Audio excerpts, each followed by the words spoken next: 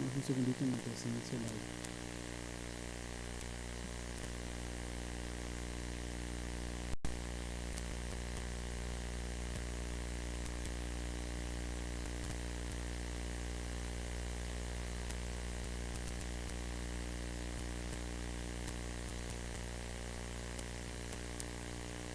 Buenos días tengan todos. Vamos a iniciar la predicación del día de hoy y vamos a ir a Hebreos 3 en el verso 19. Dice la palabra: y vemos que no pudieron entrar a causa de incredulidad. La semana pasada dimos un mensaje de Apocalipsis, cuando Dios le habla a las iglesias, y pusimos 3 ejemplos de 3 iglesias: la iglesia de Éfeso, la iglesia de Sardis y la iglesia de Laodicea. Entonces, en esos 3 ejemplos vimos cuáles eran las características de esas iglesias. Éfeso había perdido su primer amor. ¿Qué había pasado con ella? Había perdido esa comunión, esa intimidad con Dios. Se había dedicado a las obras, se había dedicado al trabajo, tenían características de una iglesia verdadera, pero Dios estaba indignado con ellos porque habían perdido esa relación con Él. Después vimos a la otra iglesia, Sardis. Era una iglesia que utilizaba el nombre de Jesús, se decían cristianos, pero no eran cristianos, tenían la creencia de que estaban bien. Y aún en esa iglesia había personas que no habían manchado sus vestiduras. Y después vimos la iglesia de Laodicea, una iglesia tibia, una iglesia que ni ama a Dios como lo debe de amar, ni tampoco anda en el mundo como debe de andar. Es tibia, no es fría ni caliente. Y algo que veíamos es que a las 3 iglesias Dios les pedía siempre lo mismo: arrepiéntense. ¿Qué significaba eso? Que ellos tenían en un momento que tomar la decisión de volver a las primeras obras, de convertirse nuevamente a Dios. Entonces, esas iglesias probablemente muchos no entraron. Y aquí vamos a ver hoy una de las causas por las cuales las personas se apartan. Volvemos a leer el texto, Hebreos 3, verso 19. Y vemos que no pudieron entrar a causa de incredulidad. Esta palabra estaba dirigida en este contexto a un pueblo que había sido escogido como el pueblo de Dios. Podemos decir que el pueblo de Israel, cuando estaba ahí en Egipto, empezó a tener un avivamiento. ¿Qué quiere decir? Que Dios empezó a hablarles, Dios empezó a ministrarlos, Dios empezó a mostrarles su gran poder. Y vemos que este pueblo fue sacado con poder, con mano fuerte de Egipto. Israel estaba esclavizado, eran maltratados y eran considerados habitantes de segunda categoría en esa región, casi esclavos. Pero ¿qué hizo Dios? Los avivó, hizo milagros grandes, puso entre ellos un liderazgo fuerte, consagrado a Dios. Pero estando camino a la tierra prometida, una generación no entró por incredulidad. ¿Qué es la incredulidad? Lo vamos a ver. La palabra que había estado en este pueblo empezó a dejar de tener peso y valor. Pero vamos a aplicarnos la enseñanza del día de hoy a nosotros. Ese avivamiento que un día Dios empezó en tu vida fue muy bendecido. ¿Y por qué fue bendecido? Porque tú tenías una actitud para con Dios. ¿Qué fue lo primero que empezó a pasar en tu vida? Lo primero es que creías la palabra tal cual, no la discutías, o sea, no ponías pretextos, creíste la verdad, Cada palabra que escuchabas en la predicación producía un fruto en tu vida. Era una palabra de verdad en ti. Cuando escuchabas una verdad, anhelabas vivir esa palabra. No había oposición a la escritura, no había una excusa para cada instrucción. Solamente obedecíamos la palabra. Y esa palabra que hacía, producía fruto en tu vida. Cuando escuchabas afirmaciones como que la palabra me puede hacer libre porque esa palabra es verdad, lo creías. Y cuando escuchabas tú que la paga del pecado era muerte, ¿qué pasaba en ti? También lo creías. Por eso lo vivías de esa manera. Había miedo de escuchar la palabra y no ponerla por obra. Ese caminito que siguió el pueblo de Israel fue el mismo caminito que siguieron las iglesias a las cuales estaba dirigido el mensaje en Apocalipsis, tanto a Éfeso como a Sardis, como a la Odisea y otras dos más. Fue el mismo caminito, o sea, tuvieron un avivamiento, se fortalecieron en la palabra y después Dios las estaba reprendiendo por su pecado, por la tibieza, por la falta de amor, por la falta de intimidad, por la hipocresía y por el pecado. Y hemos visto que a través de la historia las iglesias vienen repitiendo lo mismo. Grandes avivamientos, muchas personas, las personas están muy enamoradas de Cristo y después viene el declive. Ese liderazgo fuerte se vuelve un liderazgo endeble, las iglesias empiezan a dividirse, a desparramarse. ¿Por qué? Porque entra un pecado que se llama el pecado de la incredulidad. O sea, cuando tú crees algo, a eso se le llama tener fe. O sea, tú depositas tu confianza en una palabra y vives en base a esa palabra. Eso se llama tener fe. Es una fe práctica, no es una fe alucinada, es una fe práctica. Y lo que Dios busca de nosotros son cosas prácticas. Por eso yo les decía la semana pasada que el amor platónico no sirve. Está en un plato, ¿no? Eso es lo que más entiendo por un amor platónico. O sea, no sirve. Dios quiere cosas prácticas. Todo eso pasó. Y así como ha pasado en las iglesias, pasa en la vida de los cristianos.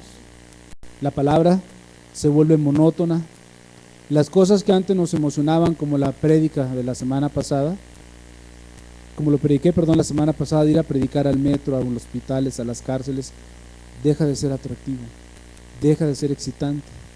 Asistir a las reuniones de oración se vuelve un culto a la religiosidad y las personas dejan de ir. El discipulado deja de existir y esa actitud cierra la puerta a algo que se llama libertad. La completa libertad dejó de existir. ¿Y por qué dejas de ser libre? Bueno, porque vienen los problemas como consecuencias de esto. Podemos ver la historia del pueblo de Israel y compararla con nuestra historia. Y es muy semejante. Vamos a encontrar muchas semejanzas. Pero una de las principales es la incredulidad. Y esta puede ser la condición espiritual que Dios nos mostró la semana pasada a través de la predicación. O sea, para que tú llegues a un estado de tibieza, a un estado de hipocresía, a un estado de falta de amor, algo tiene que haber ocurrido antes. O sea, no, tú de repente no te despiertas hoy tibio, ¿no? Algo pasó, algo fue pasando en tu vida que te fue entibiando. Tú de la noche a la mañana no pierdes la comunión con Dios, te vas deslizando hasta que estás en una condición espiritual deprimente. Bueno, hoy esperamos que el Espíritu Santo nos dé luz sobre qué fue lo que pasó en la vida de las personas, en tu propia vida, para que llegara a esto. Esta palabra incredulidad en griego significa apistía, que quiere decir falta de fe cristiana, infidelidad, desobediencia. O sea, la incredulidad te llena de dudas y lo primero que aparece en la vida de una persona es falta de fe. Entonces imagínate, cuando tú tienes fe en algo, tú haces eso, vives conforme a eso. Pero cuando empieza a faltar la fe, ya no crees eso. Y entonces empiezas a caminar de una manera diferente a como caminabas al principio. La incredulidad es un pecado. Y vienen las consecuencias de la incredulidad. ¿Cuáles son esas consecuencias? Bueno, lo primero es que ya no hay un ardiente deseo de ser libre. ¿Qué dice la Biblia? Que la verdad os hará libres. ¿Libres de qué? De pecado, ¿no?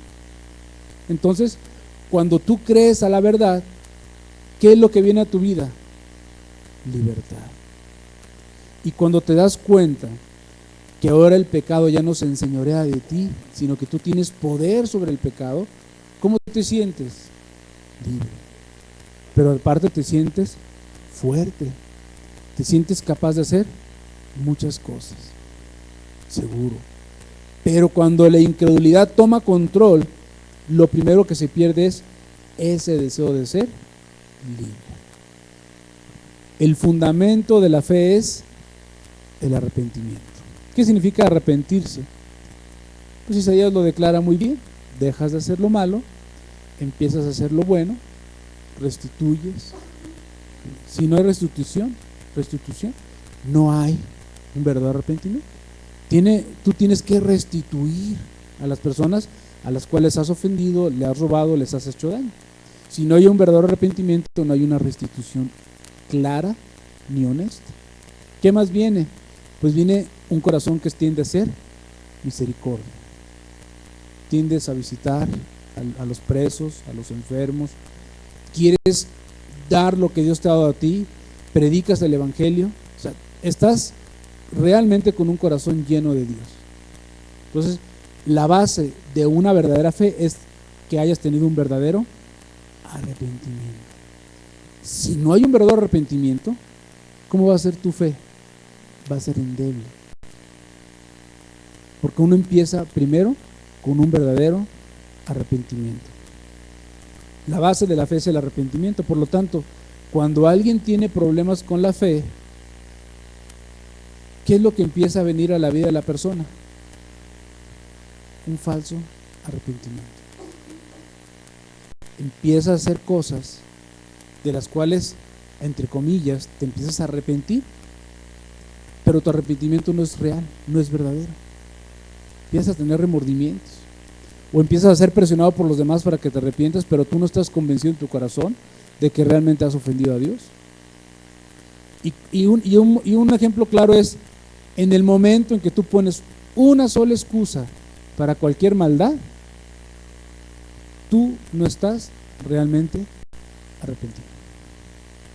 Cuando le empiezas a echar la culpa a tu papá, a tu mamá, a tus amigos, a la iglesia, a los pastores, a los hermanos, tú no estás realmente arrepentido. Entonces, si no hay un verdadero arrepentimiento, no hay una verdadera fe. Cuando tú te arrepientes verdaderamente es porque estás convencido de que has actuado mal. Eres sensible a la inspiración del Espíritu. Él te convence de pecado, de justicia, de juicio, y tú te arrepientes de corazón. Esas cosas que no son correctas, que contristan al Espíritu, dejas de hacerlas y vuelves a ser libre ¿de qué? Del pecado. O sea, eso es, haz de cuenta que eso es en automático. Tú te arrepientes de corazón y en ese momento eres libre. Cuando tú andas batallando con un pecado es porque no te has arrepentido. ¿Y sabes por qué? Porque no lo ves mal, o no compartes la opinión que Dios tiene de tu pecado, y lo vas a justificar a diestra o a siniestra. Y vas a decir, bueno, sí estoy mal, pero yo sí creo en Dios, y yo sí creo que Cristo es mi Salvador, y yo creo esto, y creo esto, y creo esto. Bueno, tú no crees nada. Eres un perico que lo que hace es repetir lo que dicen las personas después. Tiene que ser congruente tu vida con tu fe. Si no es congruente, eres esclavo. Hebreos 3, verso 12. Mirad, hermanos, que no haya en ninguno de vosotros corazón malo de incredulidad para apartarse del Dios vivo. Y aquí vemos algo que llama la atención. La incredulidad no es cualquier pecado, es el fruto, es la evidencia de un corazón malo. ¿Qué significa eso? Es un corazón que está torcido, contaminado. La persona que es incrédula, no es que primero fui incrédulo y luego mi corazón se hizo malo, no. Tienes un corazón malo. ¿Qué significa un corazón malo? Pero a ver, vamos a poner ejemplos prácticos. ¿Qué es un corazón malo? Hace daño. Sí. O sea, no es un corazón que anda ahí, no es el que aplica la ley del hielo para los dos lados, ¿no? No, es un corazón malo. Ves la manera de destruir al otro. Ese es un corazón malo, ¿no? ¿Sí me entiendes? Tu objetivo no es voy a bendecir al hermano, no. Lo voy a destruir. Y no importa si en internet me meto y pongo cosas que no son ciertas de él, lo voy a hacer. ¿Por qué? Porque lo voy a destruir. Por eso las evidencias son tan claras de la maldad de las personas, ¿no? Cuando te atreves a insultar a personas a través de un medio como el internet. Y aun si fueran ciertas, hermano, las acusaciones, el hecho de que las pongas, ¿de qué te habla? De un corazón malo, perverso. Por ahí hay una frase que dice: cuando no tengas nada bueno que decir de una persona, mejor quédate callado. Pero hay personas que lo publican, lo escriben, difaman. Claro que las justificaciones son tan buenísimas que hasta te apantallan, ¿no? Pero al final de cuentas es un corazón malo. No lo hacen para bendecir, lo hacen para destruir. Cuando tú te acercas a una hermana, tú tienes que ver cuál es tu corazón para esa hermana, porque tú puedes ir y predicarle el evangelio, ¿eh? ¿Sí? Pero ¿cuál es la intención? ¿Bendecirla o destruirla? Ese es el corazón malo. Y ese corazón, ¿qué va a dar? ¿Qué va a dar luz? ¿O cuál va a ser el fruto? Un pecado que se llama incredulidad. Y ese pecado, ¿a dónde te va a llevar? A que no entres en el reino de los cielos. Corazón malo. Corazón que te aparta de Dios y de su espíritu. La incredulidad es desobediencia, es falta de amor, es rehusar cargar la cruz, es no sujetar nuestras pasiones, es no vivir bajo la influencia de Dios, sino vivir bajo la influencia de otro ser espiritual que toma control de tu vida y te inspira a lo suyo. ¿A qué? A la desobediencia y al pecado. O sea, estas iglesias de Éfeso, de Sardis, de la Odisea, no estaban así nomás porque sí. Empezó a estar algo en ellos y empezaron a contaminar a los demás, porque un poco de levadura leuda toda la masa, y empezó a haber maldad en estas iglesias. La misma maldad que Dios nos mostró la semana pasada que puede haber en tu vida. Cuando andas buscando tu reputación por encima de la de los demás, tienes un corazón malo. Cuando te importa más lo que digan de ti que lo que Dios piense, tienes un corazón malo. Hebreos 3, verso 13. Viene un endurecimiento por el engaño. Antes, exhortados los unos a los otros cada día, entre tanto que se dice hoy, para que ninguno de vosotros se endurezca por el engaño del pecado. Entonces, cuando el pecado empieza a tomar control en la vida de la persona, viene algo que se llama endurecimiento. Dios nos manda a exhortarnos los unos a otros, ¿en qué? En amor. Y a veces las exhortaciones que a veces hay parecieran que son en odio y el rencor. O sea, tú debes de exhortar al hermano en amor. Debes llamarle la atención. Debes de invitarlo. Debes de orar por él.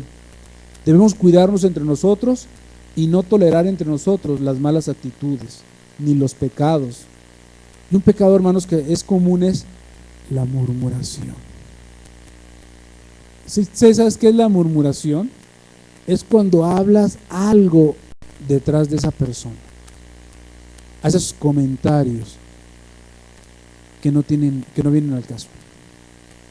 O sea, cuando una persona murmura, es cuando se expresa de otro, cuando el otro no está presente, y dice cosas de esa persona. Cuando la Biblia dice en Mateo 18 que debes de ir, y se lo debes decir primero a esa persona. No debes andar ahí buscando de qué manera vas a destruirlo, ¿no? Haces comentarios. ¿Y qué pasan con los comentarios? Empiezan a andar de una persona a otra, y a otra, y a otra, y a otra. ¿Cuál fue la intención? Oh, hermano, es que yo estoy preocupado por la iglesia. Espérate, hermano. ¿Murmuraste? ¿Dijiste algo cuando no se lo dijiste a la persona? Sí, hermano, pero es que yo me muero por esta iglesia. Si yo me quemo, mi corazón, hay fuego. Sí, hermano, pero te echaste un pecadote. Sí, sí, hermano, pero la intención era que la gente despertara, ¿no? Justificando el pecado. Claro que eso, ¿qué es lo que trae al corazón? Un endurecimiento, y la persona ya no percibe las cosas como antes. Ahora las ve de una manera diferente. Entonces, lo que le era pecado antes, hoy ya no le es. Ya lo justifica. Esta palabra endurecer viene de escleruno, que es poner algo muy duro como un callo. Algo así que ya no lo logra penetrar cualquier cosa. El pecado te engaña haciéndote creer que nada malo te puede pasar.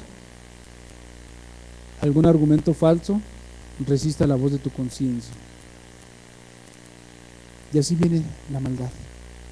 Primero fue poquito, luego más, hasta que el corazón de la persona está endurecido. Pero sigues caminando, pero con el pecado, y escuchas la palabra y lo contrarrestas con argumentos que calman tu conciencia. ¿Qué más viene a la vida de la persona? Les gusta ser esclavos. Quieren servir a alguien, no quieren ser libres. Hebreos 3, verso 16 y verso 17. ¿Quiénes fueron los que, habiendo oído, le provocaron? ¿No fueron todos los que salieron de Egipto por mano de Moisés? ¿Y con quién estuvo él disgustado 40 años? ¿No fue con los que pecaron, cuyos cuerpos cayeron en el desierto? Aquí el escritor de este libro empieza a hablar de quiénes eran aquellas personas que no entraron. O sea, ¿no fueron los que lo oyeron quienes le provocaron? ¿No fueron todos los que salieron de Egipto? ¿En qué condición estaban en Egipto? Como esclavos. Estaban en la categoría de esclavos. ¿No fueron esos esclavos que fueron libres quienes provocaron a Dios? ¿No fueron esos esclavos con los cuales Dios estuvo disgustado 40 años? ¿No fueron estos mismos esclavos que pecaron y sus cuerpos cayeron en el desierto? ¿Sí? Fueron ellos. A los que les dio libertad, fueron los que se volvieron otra vez a la esclavitud del pecado. Una vez fuiste esclavo del pecado y llegó la libertad por medio del evangelio. Y caminaste en libertad. Pero ¿qué pasó después? Te convertiste otra vez en un esclavo. Regresaste. Dice la Biblia que aquel que poniendo sus manos en el arado mira atrás, no es digno. O como la puerca lavada que vuelve al lodo. O como el perro que vuelve al vómito. O sea, una persona que se vuelve a esclavizar del pecado, las semejanzas que hace Dios es como aquel, ¿sí?, que se comporta como un animal, ¿no?, que no capta. Esa es la condición espiritual de algunas personas. Llegó la libertad, pero estás tan acostumbrado a ser esclavo que te volviste a enganchar. Y ahora estás ahí. Yo no sé si la semana pasada cuáles fueron los pretextos o las justificaciones que aplicaste en tu propia vida para decir: no, yo no soy Éfeso, no, yo no soy Sardis, no, yo no soy la Odisea. Pero si Dios nos habló eso, es porque seguramente Dios lo detectó a través de su Espíritu Santo. Y tan es así que ninguno dijo nada. Empiezas a la esclavitud, a caminar por las sendas torcidas donde antes caminabas, pero ahora con una mayor condenación. Pues habiendo sido libre te volviste a encadenar. Como que te arrepientes, pero como que no te decides olvidarte del pecado. Una derrota continua. Y te empiezas a pensar de ti más como víctima que como culpable. ¿Y sabes qué es lo primero que le echas la culpa? A los demás. Vamos a ver por qué ahorita. Eso te lleva a sentir lástima de ti mismo. Empiezas a sentir conmiseración de ti. ¿Ya sabes cuáles son las consecuencias de vivir rendido a Dios? Ya lo viviste. ¿Ya sabes cuáles son las consecuencias de vivir rendido al pecado? Ya las conoces. Las has vivido y tienes ejemplos reales en tu vida. Pleitos, divorcios, separaciones, adulterios, vicios, maldades. Ya lo sabes. Cárcel. Pero sigues obstinado en lo mismo. Hebreos 12, verso 15. Mirad bien, no sea que alguno deje de alcanzar la gracia de Dios, que brotando alguna raíz de amargura os estorbe y por ella muchos sean contaminados. Cuando la persona empieza a separarse de Dios, viene esa condición espiritual y se agrega un pecado más, la amargura. Empiezas a enojarte con Dios, pues tu visión hacia Él cambia. Lo ves como un amo duro, como alguien que desea que no seas feliz. Piensas que todo lo que te sucede es culpa de Dios y te vuelves a los hermanos. Te empiezas a amargar contra los hermanos. Haces comentarios de ellos para destruirlos, para contaminarlos. Te vuelves como el lobo rapaz, con apariencia de piedad, pero por dentro estás amargado o amargada. No ves lo bueno, te fijas en el detalle. Tu dedo se vuelve un dedo acusador, inconforme. Todo está mal en la iglesia, hermanos. Eso es lo primero que empiezas a regar en la maldad. Todo está mal, todo te molesta, nada te satisface, pero no eres de los que hace algo por arreglar las cosas. Esa es una raíz de amargura. Gálatas 4, verso 22. Porque está escrito que Abraham tuvo 2 hijos, uno de la esclava, el otro de la libre. Pero el de la esclava nació según la carne, mas el libre de la promesa. Pero el de la esclava nació según la carne, mas el de la libre por la promesa, la cual es una alegoría, pues estas mujeres son los 2 pactos. El uno proviene del monte Sinaí, el cual da hijos para esclavitud.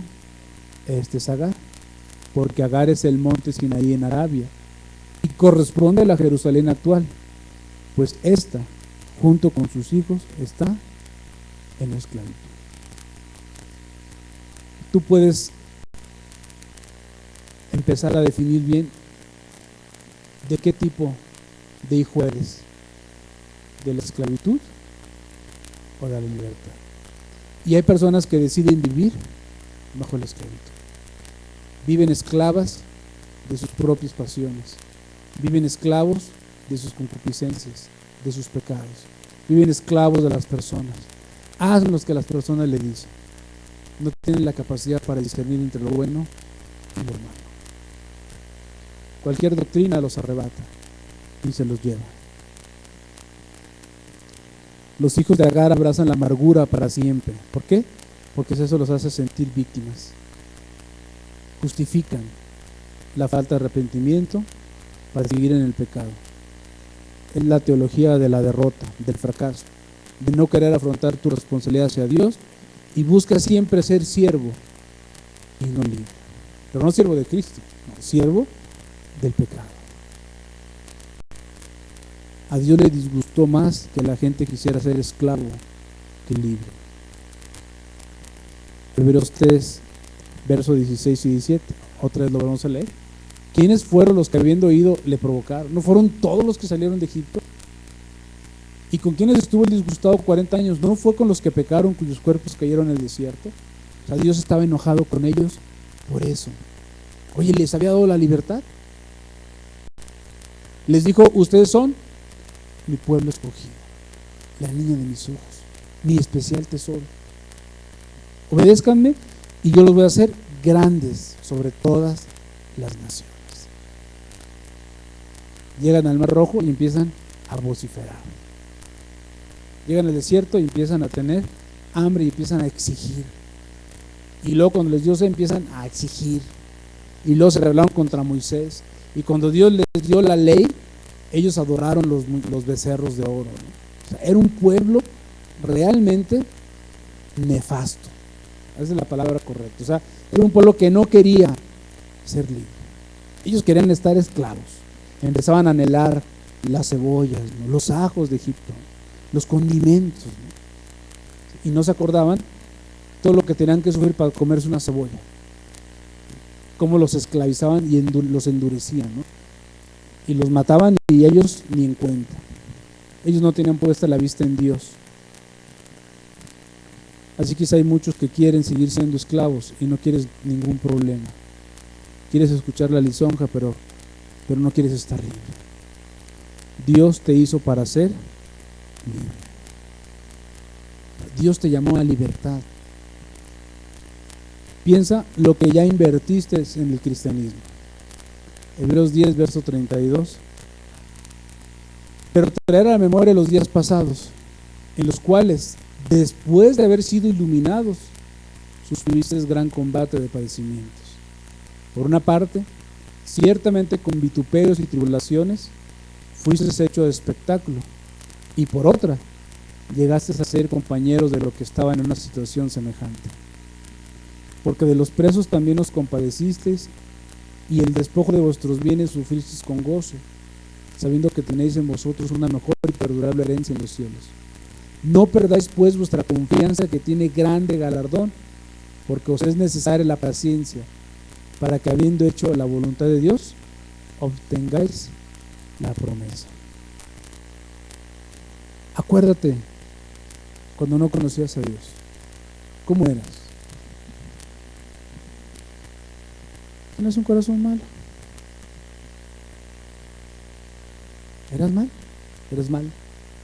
A lo mejor eras muy hipócrita, pero eras mal. Era un corazón sin Dios. Cuando viene Dios a tu vida, cuando eres iluminado, empiezas a tener un gran combate. Y en un momento dado, por la influencia del Espíritu Santo, decides convertirte a Cristo. Decides entregarle tu vida a Él. Te arrepientes de tus maldades, te das cuenta que realmente eres un pecador y que vas directo al infierno. Y en eso ves la misericordia de Cristo en tu vida y te arrepientes.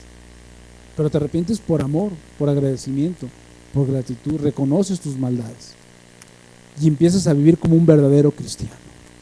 Empiezas a tener gran combate primero con los familiares. ¿Por qué? Porque los familiares no aceptan que tú te conviertas a Cristo. Tus familiares lo primero que empiezan a hacer es a oponerse a tu cristianismo. Pero tú dices, no, yo voy a seguir, y sigues caminando. Y después la gente se burla de ti. Empieza a haber tribulaciones. En aquellos, ellos fueron despojados de sus cosas, pero no les importaba. Había personas, yo recuerdo, que eran desheredados Pues no les importaba. No les importaba. Pero después, cuando se apartaron, se vendieron por una naranja. Así de miserable fue su condición. Después de haber sufrido tribulaciones y grandes persecuciones, cuando se apartaron, cuando su corazón se volvió malo, se vendieron por cualquier cosa. No recordaron lo que habían hecho por Dios. Y entonces tú te convertiste y empezaste a recibir lo que está escrito en la Biblia, ¿no? O sea, la cruz de un verdadero cristiano, y empezaste a sufrir persecución. Fue una persecución por tu fe, no por tus maldades ni por tus crímenes, ¿no? Una persecución por tu fe, porque amabas a Cristo. Empezaste a ser perseguido, pero no te importaba. Empezaste a tener compasión de los presos, ibas a las cárceles, te compadecías de los enfermos, ibas a los hospitales, sufrías desvelos, carencias, pero lo hacías con gozo. ¿Por qué? Porque sabías que era para Dios.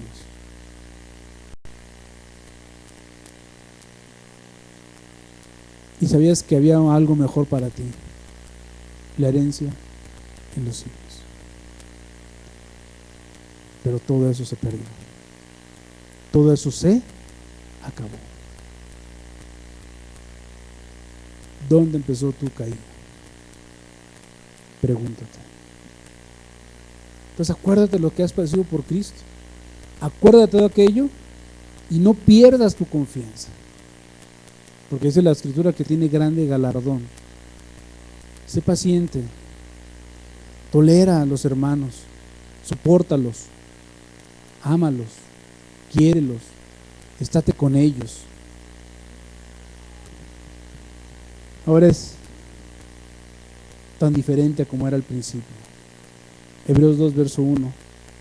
Por tanto, es necesario que con más diligencia atendamos a las cosas que hemos oído, no sea que nos deslicemos. Porque si la palabra dicha por medio de los ángeles fue firme, y toda transgresión y desobediencia recibió justa retribución, ¿cómo escaparemos nosotros si descuidamos una salvación tan grande, la cual, habiendo sido anunciada primeramente por el Señor, nos fue confirmada por los que oyeron? Testificando Dios juntamente con ellos, con señales y prodigios y diversos milagros y repartimientos del Espíritu Santo según su voluntad. Si los ángeles no se escaparon, ¿cómo crees tú que nos escaparemos nosotros? ¿Cómo crees tú que Dios hará una excepción en nosotros? Hebreos 12, verso 18. Porque no os habéis acercado al monte que se podía palpar y que ardía en fuego, a la oscuridad, a las tinieblas y a la tempestad, sino que os habéis acercado al monte de Sión, a la ciudad del Dios vivo, Jerusalén la celestial, a la compañía de muchos millares de ángeles, a la congregación de los primogénitos que están inscritos en los cielos, a Dios el juez de todos, a los espíritus de los justos hechos perfectos, a Jesús el mediador del nuevo pacto, y a la sangre rociada que habla mejor que la de Abel. Mirad que no desechéis al que habla, porque si no escaparon aquellos que desecharon al que los amonestaba en la tierra, mucho menos a nosotros, si desecháremos al que amonesta desde los siglos. Así Dios te ha hablado y te ha dicho cosas, no es un ángel, es Dios quien te habla. O sea, no te has acercado a un monte, no, te has acercado a la congregación de los primogénitos que están inscritos en los cielos. Has sido parte del reino de los cielos, tu nombre ha estado inscrito, y así lo esperamos, en el libro de la vida. Por lo tanto, no deseches la amonestación, mucho menos la palabra que se te ha hablado. Si la semana pasada tú te identificaste con cualquiera de las tres o con las tres, no fui yo el que te habló, fue la palabra, fue la Biblia. Y si hubo en ti convicción, no la dejes ir. O sea, no pienses que fue casualidad el haber escuchado eso. Fue una palabra para ti. Hebreos 12, verso 28. Así que recibiendo nosotros un reino inconmovible, tengamos gratitud y mediante ella sirvamos a Dios, agradándole con temor y reverencia, porque nuestro Dios es fuego consumidor. ¿No sabes lo que es la gratitud?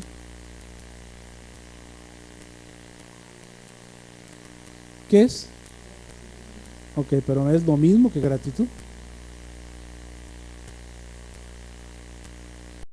¿Qué es? A ver.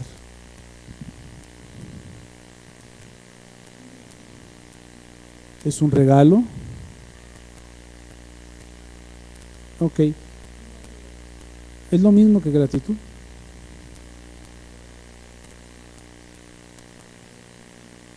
Exacto. Valoras lo que han hecho por ti, pero lo valoras aquí en el corazón y lo agradeces. Dices, qué bueno que Dios me ha dado esto sin merecer. O sea, la gratitud es esa actitud que tú tienes para reconocer lo que te han dado. Cuando una persona tiene una gran necesidad de un carro y de repente, por azares del destino, más bien la mano de Dios, le dan una carcachita, un bochito.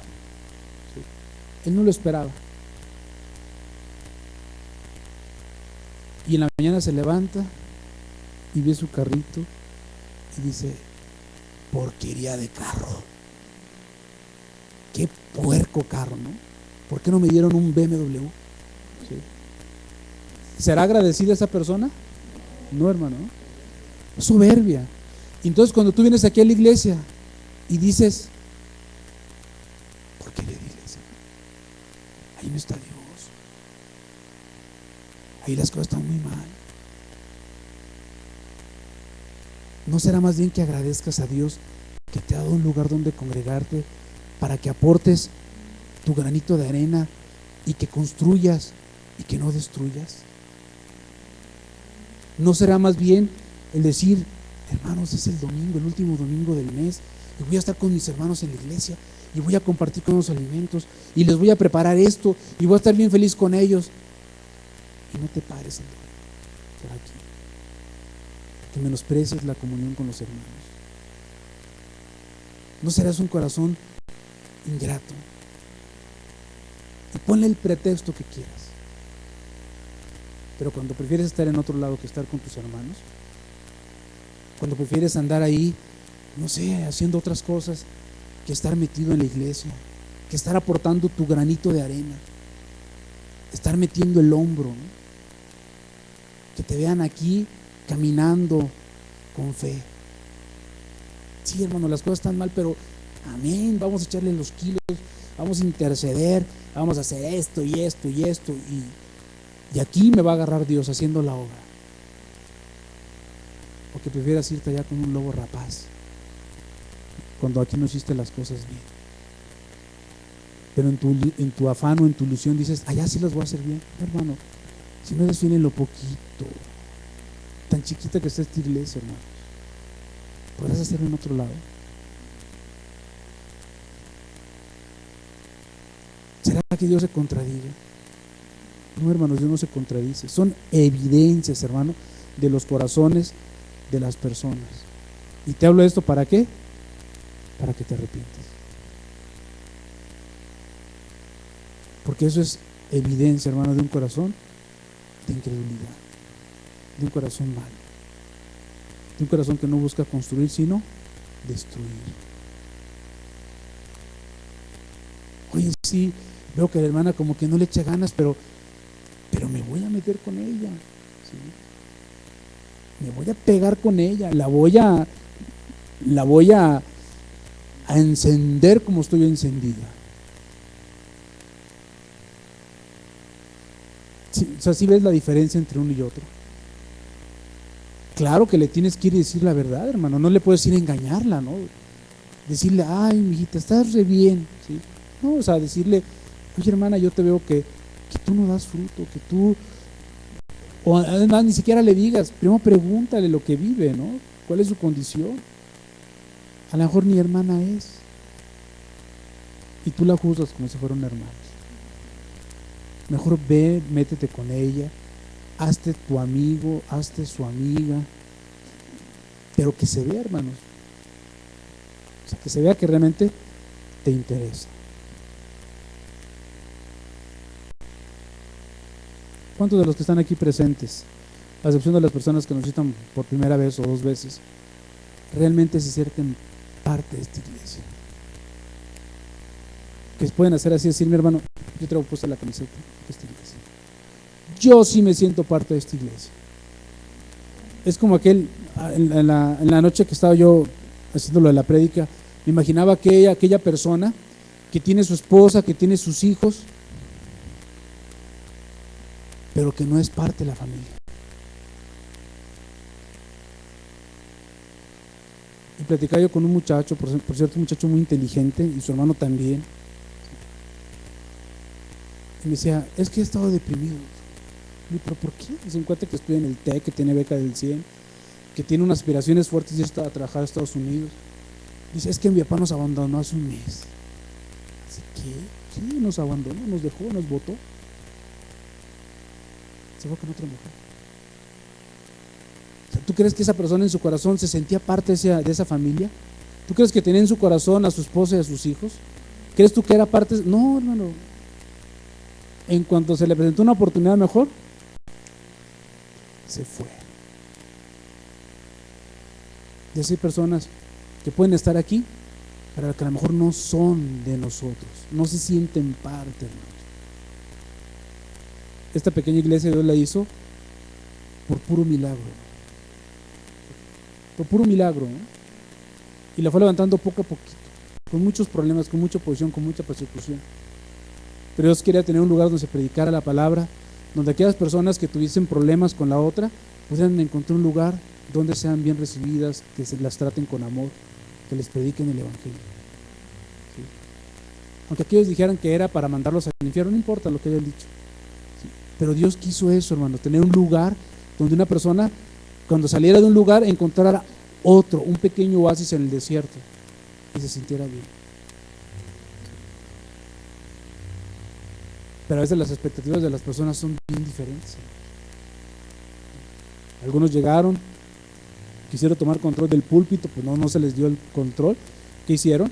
Pues dividieron la iglesia, ¿no? Trataron de dividirla, ¿no? Pero aún así Dios está aquí, hermanos. O sea, Dios nos sigue hablando con la palabra, ¿sí? Sigue habiendo oportunidad para que las personas se conviertan y se arrepientan. Por eso, hermano, por ahí hay un dicho en el mundo que dice, no patees el pesebre que te da de comer. No es por allá andar difamando, diciendo cosas que no debes decir. Primero arregla las cosas aquí. Ese hombre que abandonó a su esposa y a sus hijos tenía que haber hablado con su esposa, tenía que haber hablado con sus hijos, tenía que haber hecho algo para arreglar la situación. No, los botó de la noche a la mañana. Y me decía el hijo, no dijo un insulto, pero dijo algo fuerte contra su padre, ¿no? Y no nos quiere dar la cara, cobarde, ¿no? Él nunca fue de ahí. Le podemos poner todos, pero nunca fue de allí, ¿no? En un matrimonio, hermanos, tú estás allí, ¿sí? Y tratas de arreglar las cosas en tu casa. Y aunque haya dificultades y problemas, tú sigues ahí, no lo botas. Es lo mismo con la iglesia, hermanos. O sea, tenemos que tener gratitud. Señor, nos diste un pequeñito lugar ahí. ¿Sí? Tocaste el corazón de los hermanos que nos dejaron hacer ahí nuestra iglesia. ¿Sí? Y fuimos inmensamente bendecidos, Señor. Porque muchas personas han venido y se han ido bendecidos, ¿no? Y nos tratan bien, Señor. Los hermanos nunca nos están diciendo cosas. Nunca nos hacen el pase de la charola, ¿no? Jamás nos piden el dinero. Y cuando se lo piden son a los de la iglesia para cosas ¿de qué? De la iglesia, Señor. De la misma iglesia. ¿Por qué no estás agradecido, hermano? ¿Por qué no ves así como decir, pues es la iglesia que Dios me puso, ¿no? ¿Por qué estás añorando las cebollas y los ajos de Egipto? Sí, hermano, o sea, vamos a ser honestos. Así que tengamos gratitud. Eso es lo que Dios quiere en nosotros. Y así, hermano, te vas dando cuenta que a lo mejor el corazón ingrato nos ha llevado a la tibieza. A lo mejor el corazón ingrato nos ha llevado a la separación de Dios, la incredulidad. Hebreos 4:1. Temamos pues no sea que permaneciendo aún la promesa de entrar en su reposo, alguno de vosotros parezca no haberlo alcanzado. La promesa está, hermano. Dios no ha cortado su brazo para salvar. El que se quiera salvar, dice la Biblia, que se acerque a Jesucristo y que siga esos pasos para tener una verdadera salvación, una buena convicción del Espíritu, un verdadero arrepentimiento y una fe fundamentada en Jesucristo. Hebreos 12, verso 2. Pon tus ojos en Jesús, el autor y consumador de la fe, el cual por el gozo puesto delante de él sufrió la cruz, menospreciando el oprobio, y se sentó a la diestra del trono de Dios. No pongas tus ojos en el techo que le falta el repegue. No pongas tus ojos en los demás. Ponlos en Jesús, hermano. Yo te recuerdo aquella vez que cuando yo recién salí de allá de la otra iglesia, que platicaba yo con una mujer bautista, y me decía, mire doctor, si usted y yo vemos un cuadro vamos a ver diferentes, tenemos diferentes perspectivas, pero si vemos a Jesús, ¿sí?, vamos a empezar a coincidir, y entre más caminemos a Cristo, más nos vamos a ir nosotros acercando, ¿sí?, y entre más cerquita estamos de Jesús, vamos a ser mucho más parecidos, ¿sí? Entonces, pues no me mire a mí, ¿sí?, ve a Jesús. ¿Y qué pasó? Empezamos a ver los defectos de los demás, empezamos a ver las maldades de los demás y dejamos de ver a Cristo. Empezamos a caminar viendo a todos los demás y de repente ¿dónde estoy? ¿Sí? Perdimos la brújula. Y eso pasa en nuestras vidas. Cuando dejamos de ver a Jesús y empezamos a ver los detalles y las cosas de los demás, empezamos a errar nuestro camino. Si tú ves a Cristo, Cristo te va a dar la solución y la respuesta para bendecir a los otros. Hermanos, se trata de bendecir, no de destruir. Se trata de construir. Amén. Nuestro motivo es Jesús. El motivo de todo es congregarnos, leer, estar juntos, vernos. Nos acercamos a Jesús, el mediador del nuevo pacto. Nos acercamos a Jesús y cuando ya estás aquí y estás otro hermano aquí, ya está garantizado que Jesús está aquí. Porque dice la Biblia que donde están 2 o 3 congregados en su nombre, ahí está Jesús. Entonces, si hoy ves muchas sillas vacías, no te preocupes. 2 más habemos aquí. Y eso es lo importante, hermano. Cuando vengas, ven a ver a Jesús. No van a ver cuántos faltaron. Ven a ver a Jesús, ven a ver lo que Jesús te quiere hablar a ti. Y si de repente Dios te pone en tu corazón que ves una silla vacía y que no ves al hermano, pues ve y busca a ese hermano. Ora por el hermano. Pregúntale qué le está pasando, por qué no viene. Pero hazlo tú, hermano. Tú eres la iglesia. No empieces a criticarme a mí. Es que el pastor no va. Es que el pastor no la busca. O sea, eres tú, es tu responsabilidad como cristiano. Tú eres la iglesia, hermano. La iglesia no somos el ministerio. La iglesia son cada uno de ustedes. Y es responsabilidad de cada uno de ustedes ver por las necesidades de la iglesia. Caminar. ¿Qué te pide Jesús? Sinceridad, autenticidad, que seas genuino, que seas honesto para con Él, que hagas las cosas para Él, para Él. ¿Consideras esta iglesia como tu iglesia? Poséela, hermano. tómala como tu iglesia.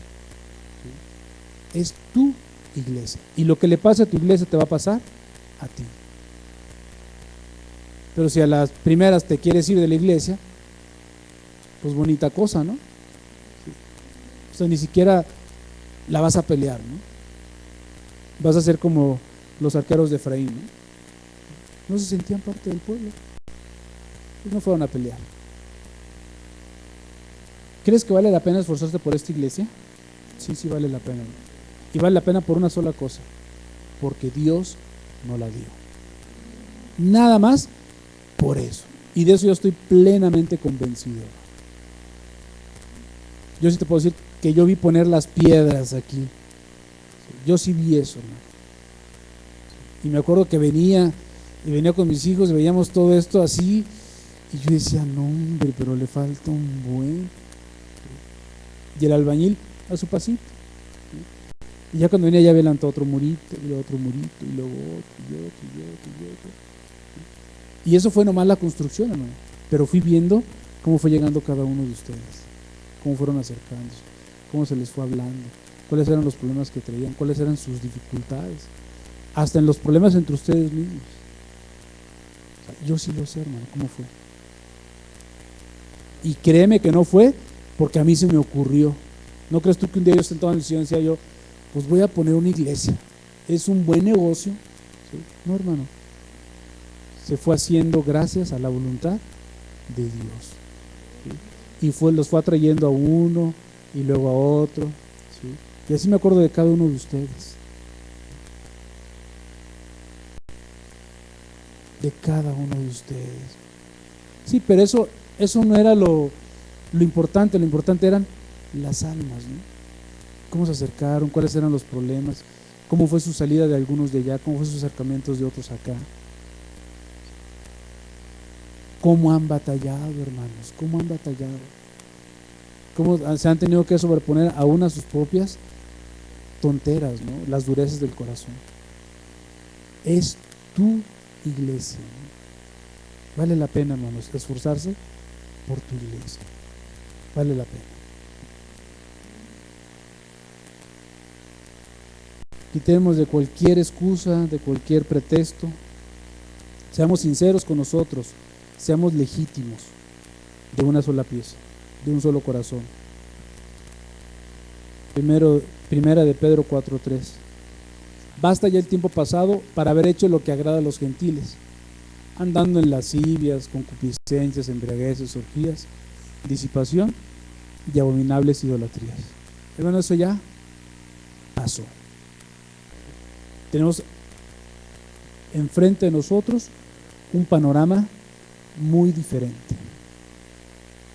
Tú puedes hacer de tu vida y de esta iglesia la iglesia que Dios quiere. No somos perfectos, entonces te lo puedo decir.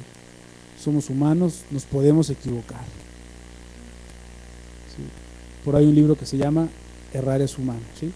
Pero ¿qué hacemos para no errar? Pues tenemos que ser diligentes, trabajar todos los días, ser obedientes, tenemos que edificar uno tras otro, hacer las cosas bien. Y cuando nos equivoquemos, reconocer que estamos equivocados y corregir el camino. Amén. Vamos a cerrar nuestros ojos.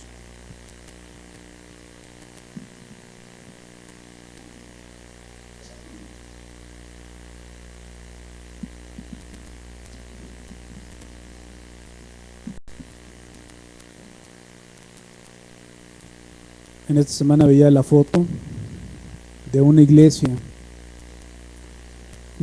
cristiana. Bueno, ya no veía la iglesia, realmente veía los cuerpos de esos cristianos que fueron carbonizados por los musulmanes. Era tétrico. La foto era muy fuerte. Los quemaron en su iglesia. Dice que era una iglesia cristiana. Desafortunadamente en el Medio Oriente le llaman cristiano a cualquier cosa. Yo no sé si eran católicos o eran verdaderos cristianos. y ahí estaban muertos. Ellos fueron muertos por su fe. En los países musulmanes se persigue el cristianismo con saña, con mucha maldad de parte del diablo.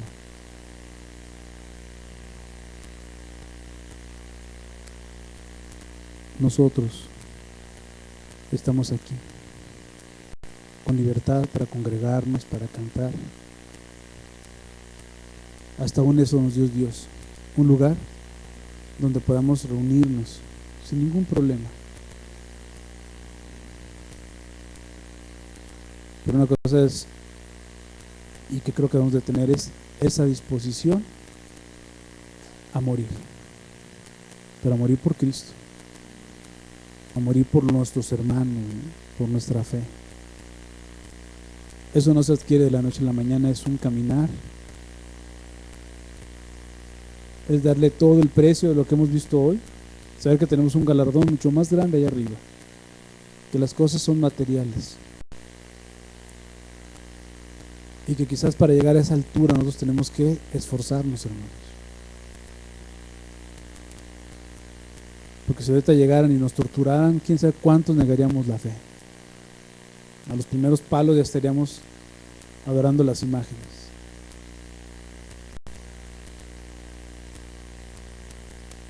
Aún yo creo que Dios no lo permite porque sabe la condición, pero nos está y nos quiere preparar para el reino, para lo que va a venir. Eso es lo que Dios quiere, prepararnos. Que tenemos un corazón bien preparado para que cuando llegue el momento en que tengas que decidir, que si lo que crees realmente es una verdad, digas amén.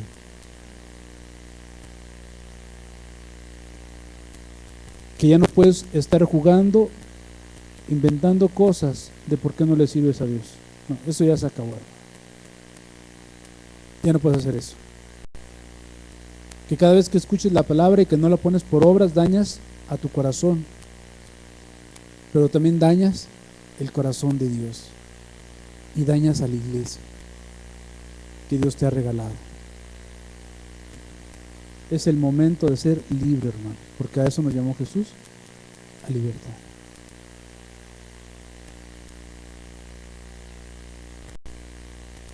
Toma todas las cosas que hemos visto hoy, toma todo eso que Dios te ha dado, todas las bendiciones,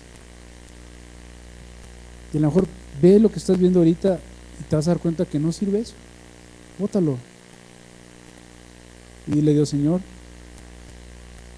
cambia mi corazón, Señor. Hazlo fiel a ti, no fiel a los hermanos, fiel a ti, Señor. Y cuando realmente ames a Dios, vas a amar a los hermanos, porque los hermanos, la iglesia, así como decía la escritura de Jesucristo, que Jesús es la imagen del Dios invisible. Así la iglesia es la imagen del Dios invisible, porque la cabeza de la iglesia es Cristo. Y si tú amas a Dios, en automático vas a amar a su iglesia y la vas a procurar y la vas a bendecir y vas a querer estar en la iglesia y vas a querer trabajar para que tu iglesia se mantenga. Y si a Dios le place darle crecimiento, aleluya. Y si no, que la iglesia se mantenga. Que así como decía Jesús: Señor, de los que me diste, ninguno se perdió, mas aquel que estaba ya destinado. Pero de aquí, de los poquitos que somos, ninguno se perdió, Señor, porque todos en la iglesia nos vimos por todos, nos soportamos unos a otros, nos buscamos, nos cuidamos, nos amamos. Si tú no amas a tu hermano, a quien ves, ¿cómo puedes amar a Dios que no ves? Es imposible. Y cuando amas, sé como la madre. El amor de la madre es el gran ejemplo. Sí los regañas, pero los cuidas, los proteges, los bendices. Cuando el hijo se porta mal, la mamá no les deja dar de comer ni les lava la ropa, no, lo sigue haciendo, y con la misma dedicación y con el mismo cariño. Y todavía procura que estén bien, que no les falte nada. Cuida de ellos hasta los detalles. El amor de madre es muy bueno. Así trata a los hermanos. Ámalos de esa manera. Padre, te agradecemos la palabra, Señor, y te pedimos de todo corazón, Señor, que tu palabra no vuelva vacía, Señor. Te agradecemos, Señor, lo que has hecho por nosotros, Señor. Desde el primer día en que te atravesaste en nuestro caminar, Señor, que nos hablaste. Te agradecemos por aquellas personas que pusiste, Señor, para que nos dieran el mensaje. Te agradecemos por ellos y bendícelos, Señor. No importa que después hayan hecho daño, no importa, Señor, bendícelos, Dios. Te agradecemos, Señor amado, porque nos has permitido tener un lugar donde congregarnos, Señor. Te damos gracias por cada hermano, Señor, que nos has puesto delante de nosotros, Señor. Te pedimos por sus vidas, Señor. Bendícelos, Señor amado. Aun cuando ya no estén aquí, bendícelos, Señor. Te damos gracias, Señor amado, por este lugar, por todo lo que has hecho por nosotros, Señor. Señor, que nuestro corazón no se vuelva ingrato, Señor. Que nuestro corazón sea un corazón sincero, Señor. Que veamos a cada hermano, Señor, y que le demos el valor que tiene, que es la sangre de tu Hijo amado, Señor. Que no es cualquier persona, Señor, que es un alma redimida, Señor. Y aún si lo vemos, Señor amado, ahí trastabillando, Señor, con dificultades, con problemas, que veamos sobre todas las cosas a ti, Señor, tratando de bendecirlos, Señor. Para que no nos desesperemos con ellos, Señor, ni pongamos o tomemos acciones precipitadas, Señor. Son almas eternas, Señor. Danos ese corazón, Señor. Danos un corazón equilibrado, Señor. Como te pedía Salomón, Señor, enséñanos, Dios, a juzgar bien entre los hermanos, Señor. Entre nosotros mismos, Señor amado, enséñanos a ser justos, Señor, a ser equilibrados, Dios. Te pedimos también, Padre, que nos guardes de aquellos que pueden ser lobos, Señor, que se ponen piel de oveja. Líbranos también de ellos, porque está escrito que esos se van a aparecer, Señor. Guárdanos de ellos, Señor amado. Guárdanos del mal, como dice tu palabra, Señor. Te lo pedimos todo en el nombre de Jesús, Señor. Guarda tu iglesia, Padre. Y que cada uno de nosotros, Señor, de lo que nos has hablado, Señor, que tomemos en serio la palabra, Señor. Porque no es palabra de hombre, Señor, es una palabra que está escrita en tu Biblia, Señor. Y que el puro hecho de leerla, Señor, ya es importante para nosotros el considerar esa palabra, Señor. No importa quién la lea, Señor. Lo importante es el mensaje que viene, Señor. Todo esto en el nombre de Jesús te lo pedimos, Padre. Amén, Señor. Dios los bendiga a todos. Nos vemos el próximo domingo. Y pues como siempre la recomendación es la misma, ¿no?